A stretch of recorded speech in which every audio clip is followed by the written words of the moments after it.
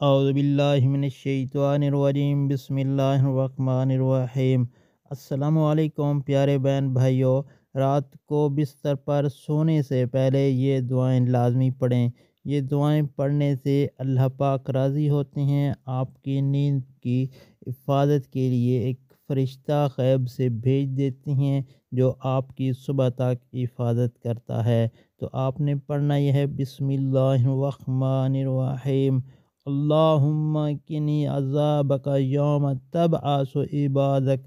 Number 2، بسم اللہ الرحمن الرحیم، لا الہ الا اللہ ولا حول ولا قوة الا باللہ۔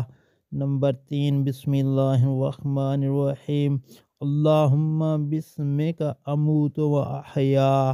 اللہ پاک سے دعا ہے ہم سب کو یہ رات سونے سے پہلے دعا پڑھنے کی توفیق عطا فرمائے، آمین۔